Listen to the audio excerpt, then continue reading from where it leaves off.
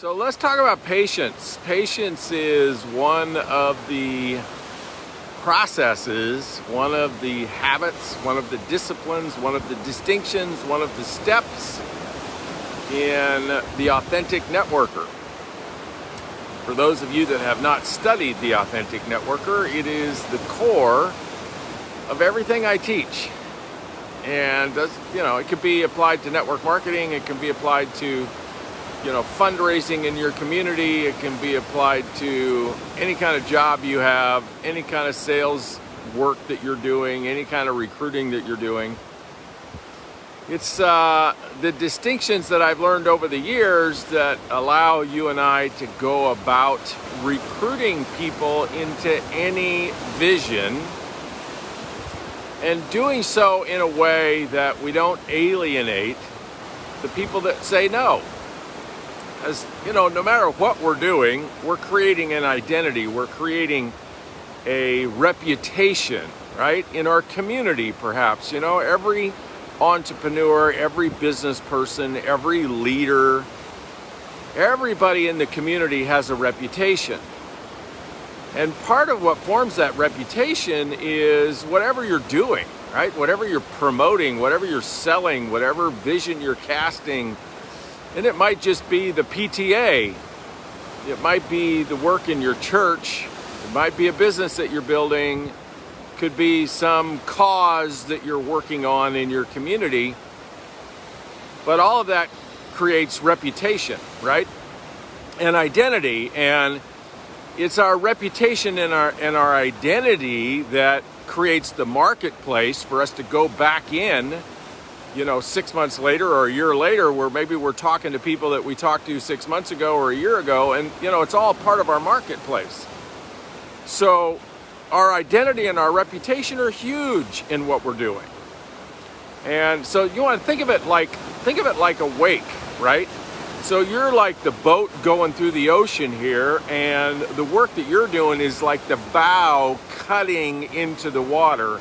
That's the work you're doing. That's what you're focused on. You're focused on talking to those people. But you leave behind you a wake, right? And the wake is your reputation and your identity. And when you go out and then you decide, well, okay, I'm going to turn around and come back, you're coming back through some of the people that you already talked to, right? Now you're cutting into a reputation that you've created. So where does patience play out in all of this? And how do you balance patience with ambition? Here's the secret to doing it. Because you got to have both, right? You got to have ambition. You got to have a sense of urgency, right? You got to be in, some people call it massive action. I prefer to call it consistent action. It kind of has, actually, I think consistent action has much better results than massive action, but kind of the same thing, How much are you actually getting done in a 30-day period? People that are consistent tend to get way more done than people that are massive, because massive burns out, right? And it's not duplicatable.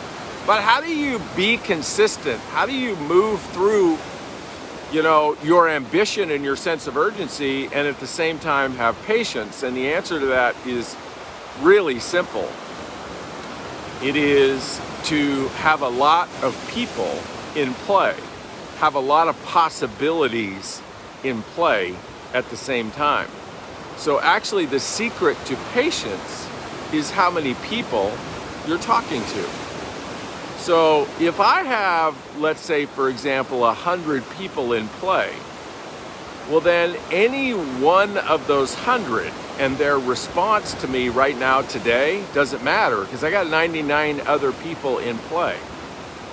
But if I only have 10 people in play or 5 people in play, it matters a great deal to me what one of them does, what one of them's response is. So the secret is really simple to patience. It's productivity. It's how many people do you have in play? And in the beginning we may think, so the beginning might be any kind of a launch that you do, like, okay, all right, now in the month of September, I'm really going to go after it for 60 days.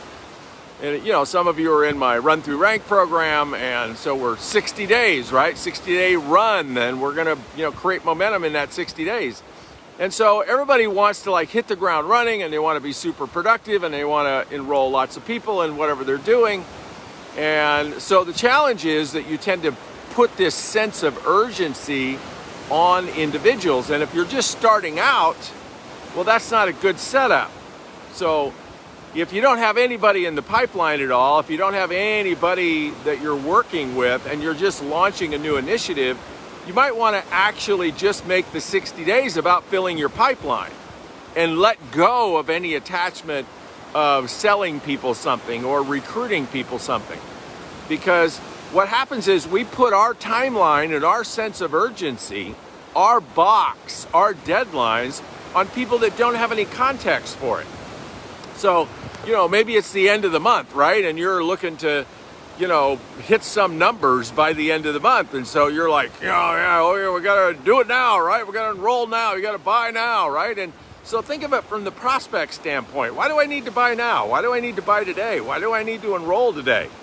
And, you may come back and say, well, because you got to, a 30-day, got to qualify your first month and your second month, and you got to get these 3 legs qualified.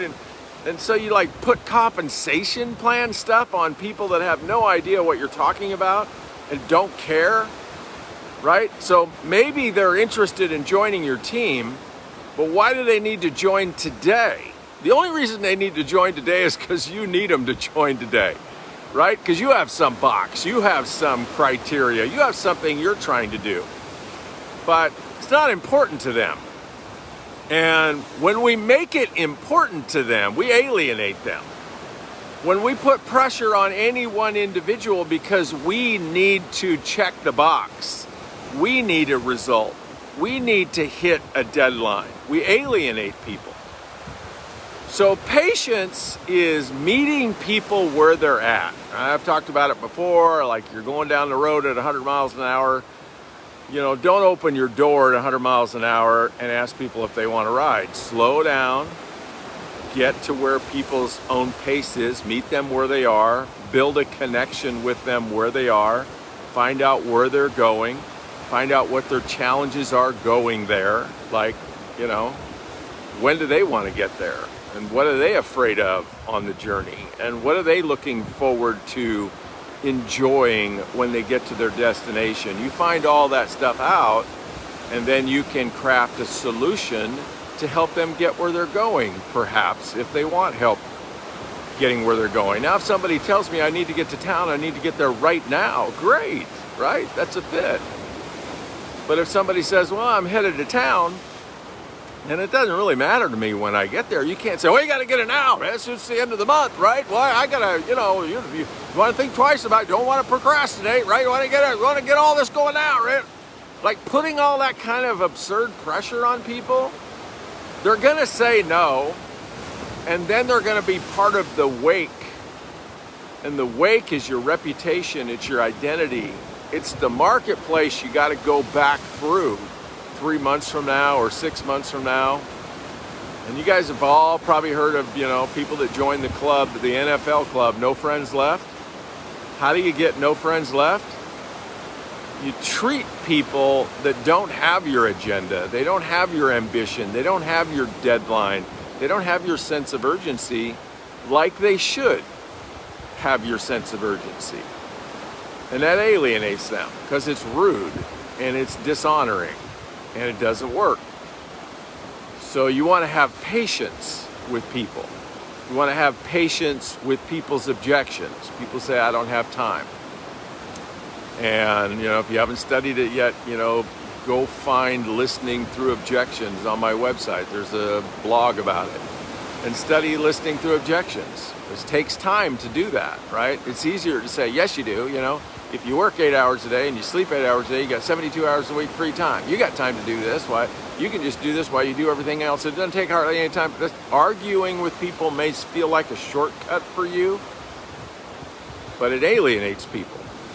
The patient approach is to ask, what's going on with people? Just listen to them. Tell me about your life. Tell me about your overwhelm. Tell me about your time and how much time you don't have. Tell me what's going on in your life, and actually listen. Don't argue. Don't listen to argue. Listen to understand. And that takes time. It takes patience. Sometimes you have to just let people be where they are, right? I'm overwhelmed. I don't have time to do this. Okay, I get it. It's okay.